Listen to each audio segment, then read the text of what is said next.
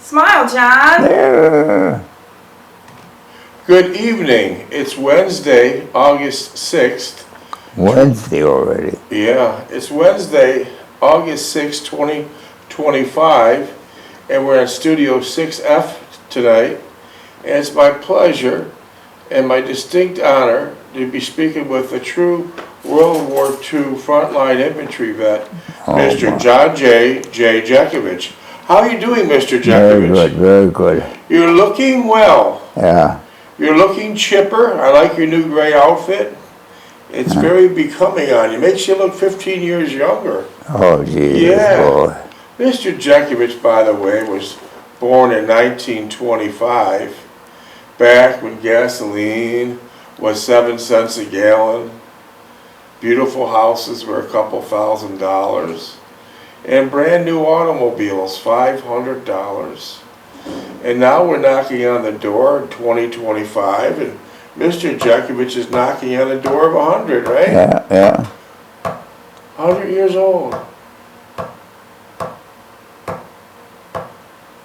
Would you like a coffee? Oh, no. Do I have a staff behind me? No. Do I have a staff behind me? Huh? Is there a staff behind me? I don't see no. Oh. Is there any workers behind me? Yeah, nobody They're there. all gone? How many times we gotta tell them? We got 4 or 5, 6 people sometimes working behind the scenes, and they all go for a break at once. Yeah, yeah. Why don't they go for a break before or after? The show's only 30 minutes, so I couldn't give you a coffee if I wanted to. Do you want a crumpet? No, no, no. Okay. Mr. Jeckovich said the last few readings ago that he blinked his eyes at 20 and now he's 100. Where the hell did Where they 80 years go, yeah. Where did they go? Where did they go? It truly went by that fast, huh? You truly went by that fast.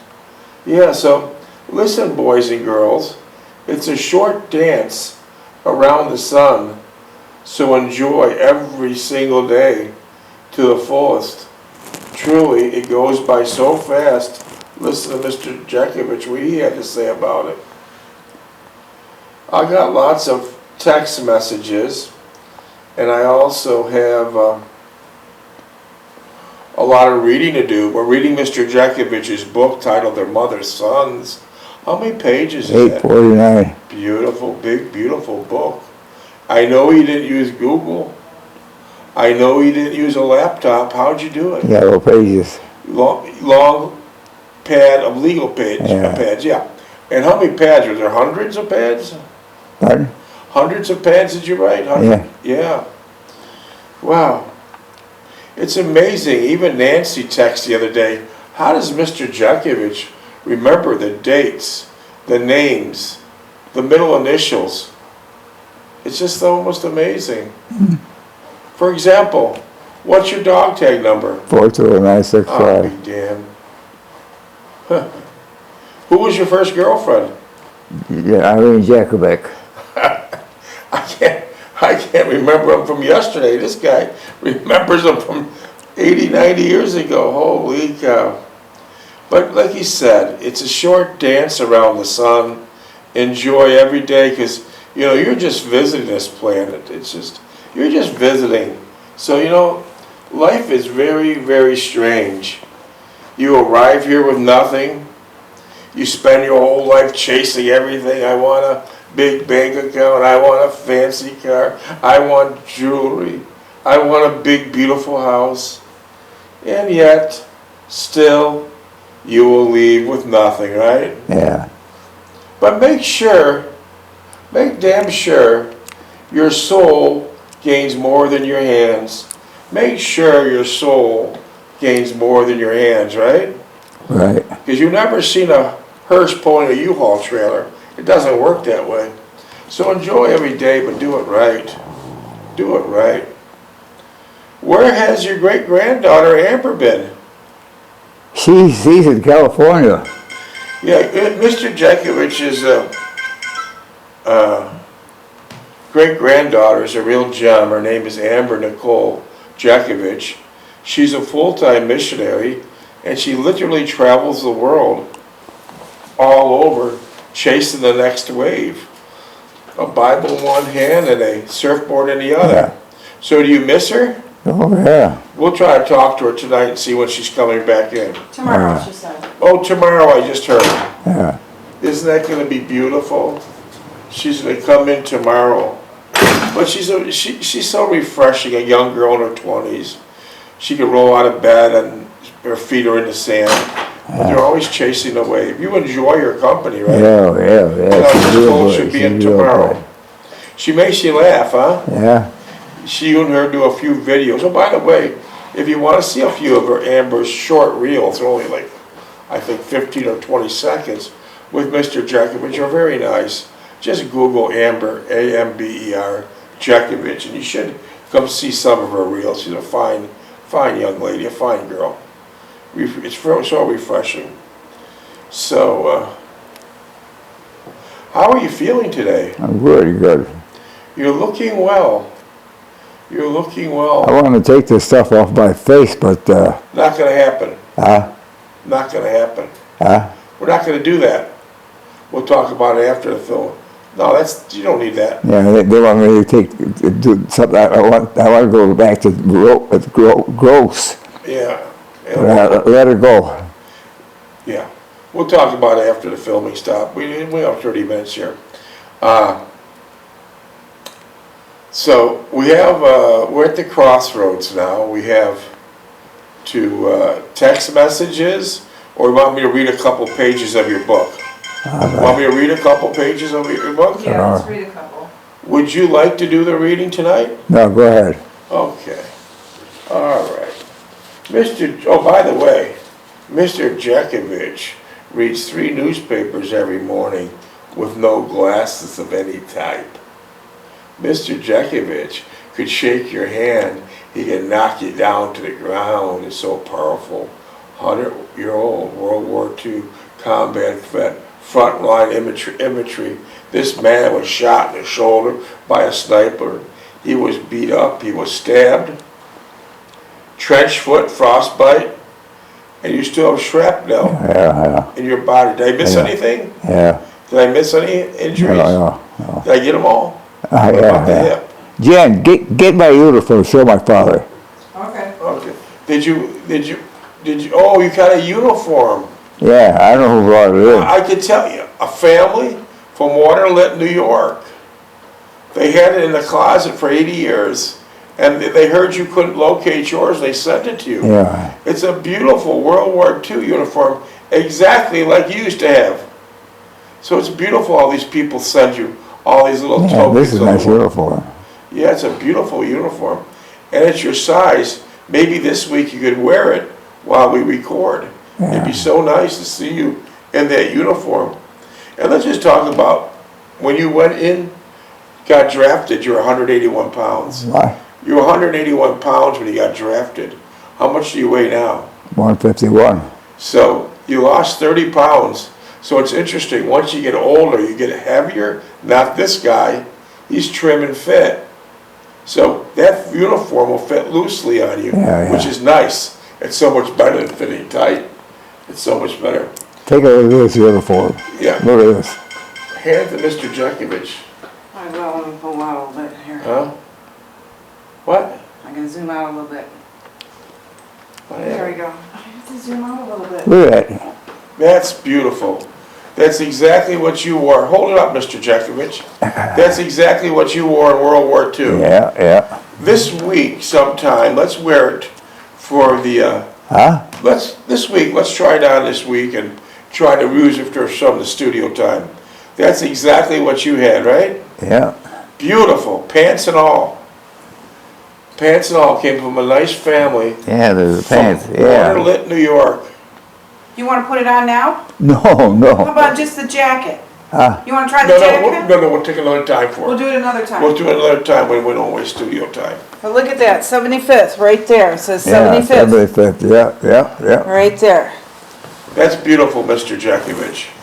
We'll hang it up back in your closet. That's beautiful. Yeah. Brings back memories, huh? Yeah. All the V-mails you worked. Your Yeah. V-mails were censored, right? Yeah.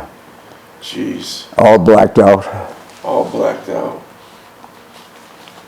Yeah, so Mr. Jeckovich was from Company H, the 2nd Battalion, the 291st Regiment of the 75th Infantry Division during the U.S. Army during World War II. Mr. Jeckovich lives by the motto, yesterday is history, tomorrow is a mystery, and today's a gift. You know, Mr. Jeckovich was no rear echelon, let me tell you that. He wasn't in the back room, he wasn't typing. He wasn't typing or delivering things. He was frontline infantry, 19-year-old boy, frontline infantry. And he didn't leave without receiving many awards. Mr. Jeckovich left World War II with the Bronze Star Medal, the Purple Heart Medal. He was awarded the Army Good Conduct Medal. He was awarded the Army Campaign Medal. Mr. Jeckovich was also awarded the European, African, Middle Eastern Campaign Medal with 3 Bronze Service Stars. Mr. Jeckovich also received the World War II Medal of Victory. Mr. Jeckovich also received the Army of Occupation Medal with Germany clasp. Mr. Jeckovich also received and awarded the Combat Infantry Badge, a Sharpshooter Badge with carbine, pistol, and machine guns. Was machine guns basically a weapon during the war? Yeah. How much did that tripod weigh? 135 pounds. How much did the machine gun weigh? About 100 pounds. When you blew off, say, 1,000 rounds, would you stay put or would you move? No, it's gotta keep moving, you can't get zeroed in. What did he carry, Dave? What did he carry? What'd you carry? Huh? What'd you carry, the machine gun or the tripod? I didn't carry, I was a squad leader.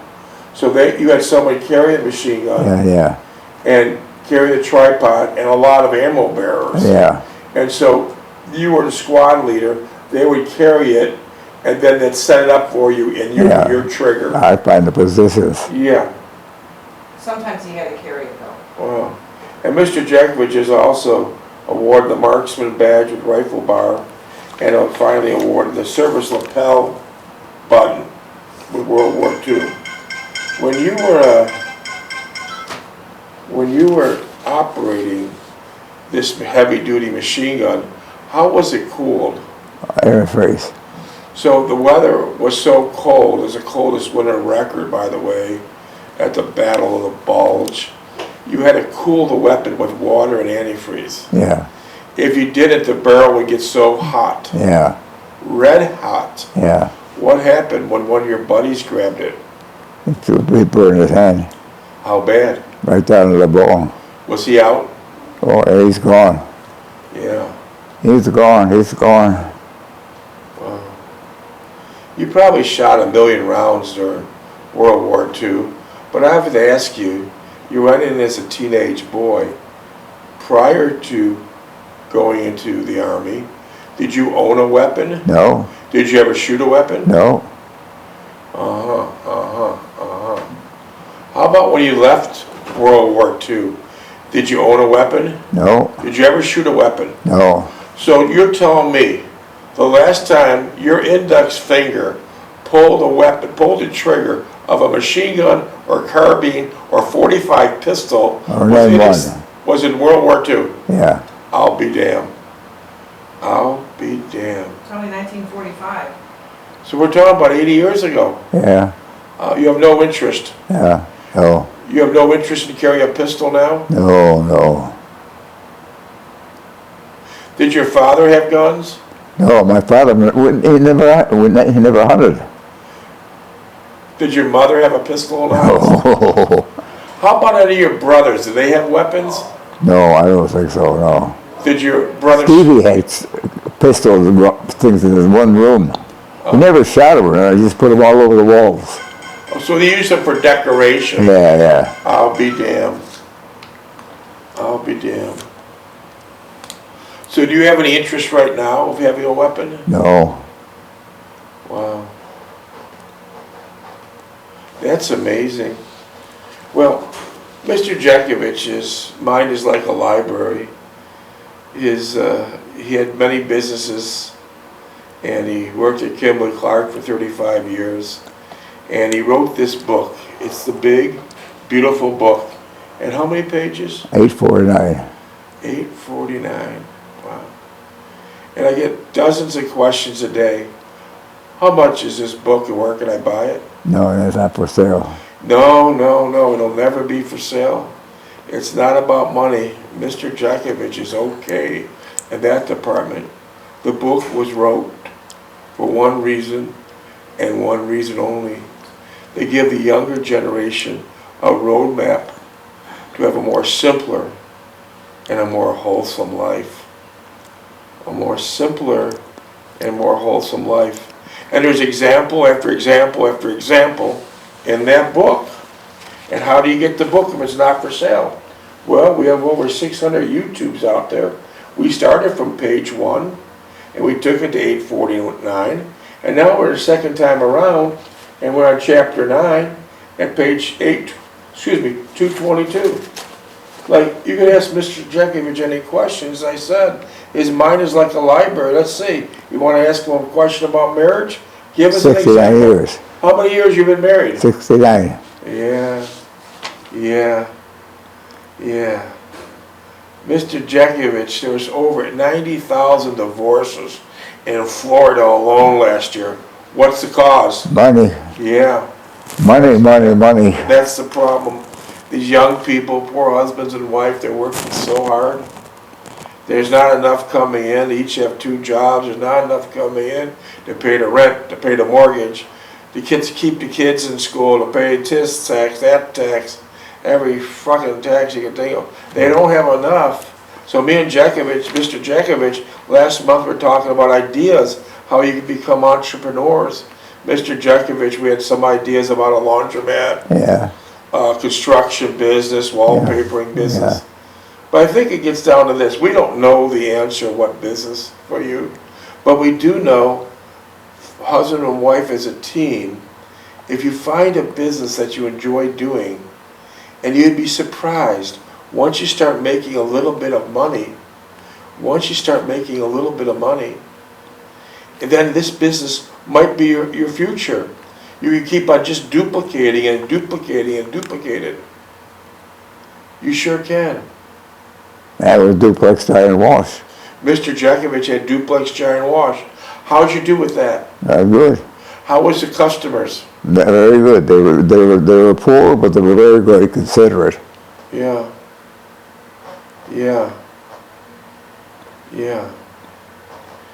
And would you recommend young people go to a laundromat today? No. It's tough today. Yeah. But keep in mind, we'll just throw out a few tidbits out. Husband and wife, if they did do real estate on a small level, you bought a nice house, and listen to me, hear me out. You bought a nice house, and you sell it for a $250,000 profit. Guess what? That $250,000 profit is your money. It goes in your pocket, because if you hold that house for 2 years or more, $250,000 profit is tax-free. So they can go on your profit. So on a year number 1, you start this, 2 years holding it, the wife can claim it, that's $250 free in your pocket. Husband does it the next year with another house, that's $250 clear in your pocket. That's good money. It's better than working. You use your heads and find the right properties to buy. And you know, real estate will never do you wrong. Especially, there was a great explosion in 2008. We bought properties because the market was down. People don't realize it now, but they will, that this is a buyer's market. The day of bidding higher on houses, those are gone. It's a buyer's market, especially in Florida. There's more properties on the market now. Commercial, residential, industrial. Lowball everything. Because coming up in less than a year, it's going to be a better situation in 2008. And my advice to you is keep buying and buying and buying in a year, or now when the prices are really depressed, and then 5 years after that, you'll probably never have to work again, I assure you that. Oh. So there's all kinds of businesses, because, you know, grinding it out, which is a job in most cases, grinding it out is very tough. You're going many times to a job you don't want to do, and you're not bringing enough home to survive. So what's the point? What's really the point? Well, you want me to read a few pages or ask a couple texts? Yeah, text. What's that? I thought you should read a couple of pages. What time is it? We got 9 minutes. Okay, let me read a couple pages. Okay. A quick update. This is chapter 9 of Mr. Jeckovich's book, page 222. This is when the war is beginning for Mr. Jeckovich. He's crossing the channel. He had a girlfriend in Haverfordwest. He kissed her goodbye, and now he's crossing the channel. So let me pick up from there. He's not at the front lines yet. He then asked me how I felt about going into combat. And I answered I was scared, and I wondered how would I react initially. He said that he felt the same way, but thought he would make out all right. Although he did have some real doubts about Lape. What happened to Lape? Well, he was in street sports. Donald Lape, what happened to him? Well, he got his head blown off. Mr. Lape, Donald Lape, young teenage boy. Mr. Jeckovich, what'd you keep telling him to do? I said, keep your head down. What are you looking up for? You know who's over there. Keep your head down. Same foxhole, his head got blown off by a dirty bomb. What's a dirty bomb? Dirty man's got screwdrivers, bigger blades, and everything else. The Nazis would pack these bombs with all pieces of metal, scrap metal, razor blades, so it does the most damage.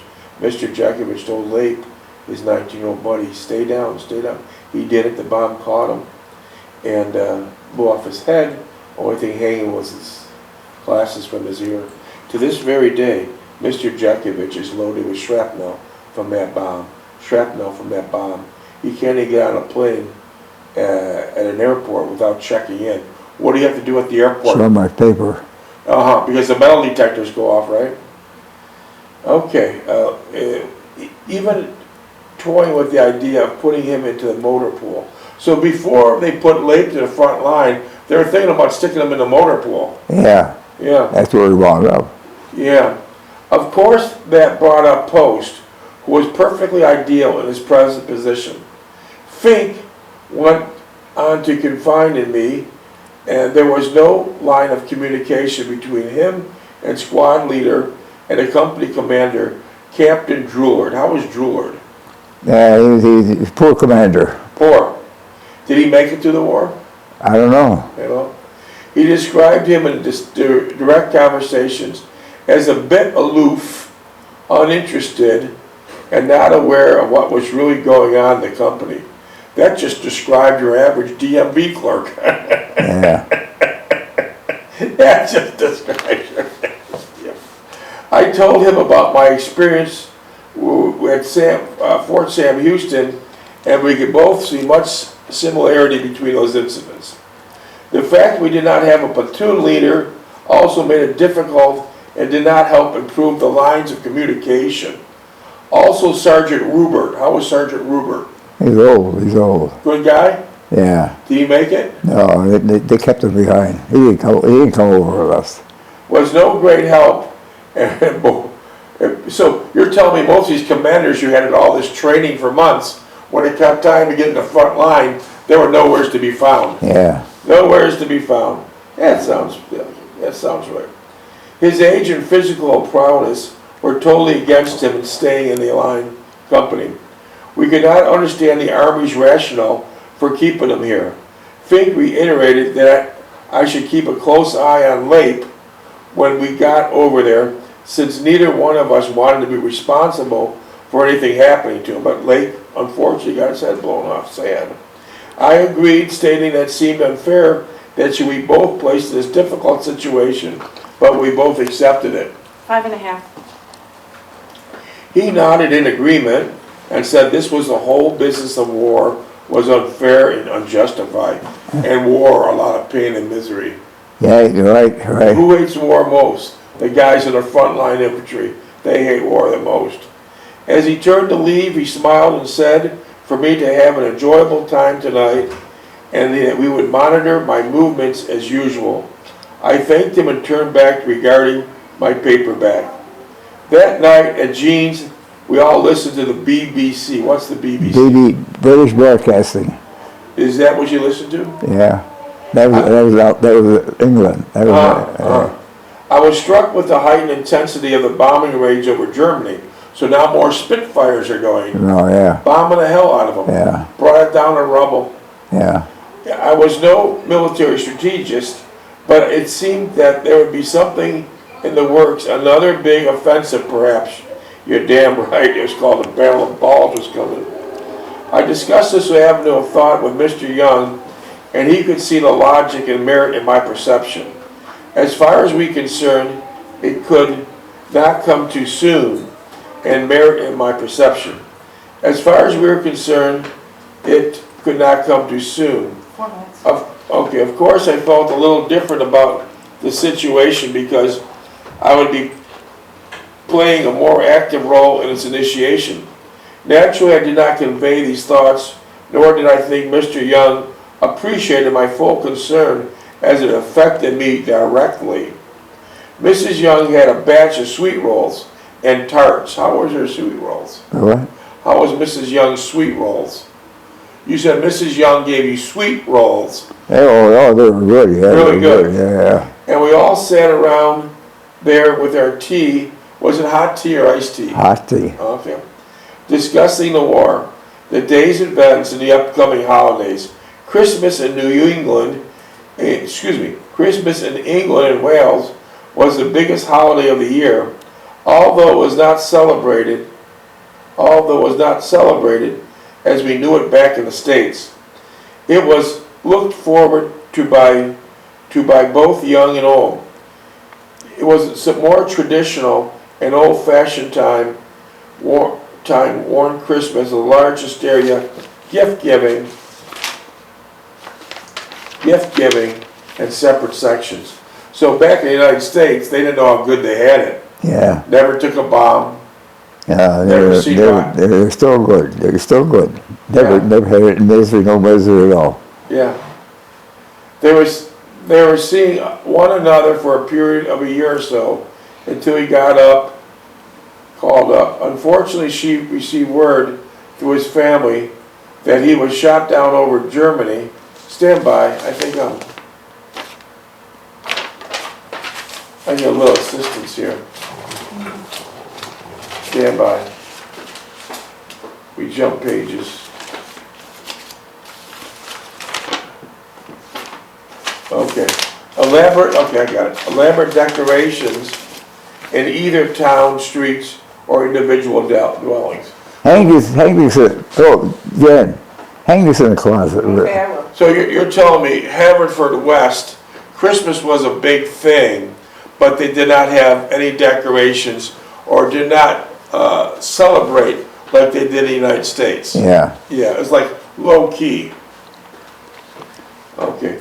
There was the usual gift giving, but most to one to each family member. Sometimes several family members would share the same gift. It was a time for family gatherings around the dinner tables by singing by the fireplace with interludes of church services at least twice a day. Did you go to church in Haverfordwest? Yeah. Was it a Catholic church? No, Presbyterian. Presbyterian. So you went with the Young family? Huh? You went with the Young family? Yeah. Yeah, How many minutes we got here? 58 seconds. So tell me, what was the church like in Haverfordwest compared to the Catholic church you're accustomed to? It was modest. It was modest. Very modest. It didn't have the decorations we have, but they were Catholic. They were Presbyterians. Right. What was the weather like in Haverfordwest when you were there? Raining and cold. Yeah, raining and cold. And what was your favorite dinner menu you had with the Youngs? What did they have? Mutton, leg of lamb. Was that good? Yeah, they didn't have much meat. It was all mutton and leg of lamb and that stuff. Did they have brains? No. 10 seconds. How about their crumpets? Were they good? Oh yeah, they were good. Yeah. So that was nice. Yeah. Yeah. We'll pick it up again tomorrow. Got another one.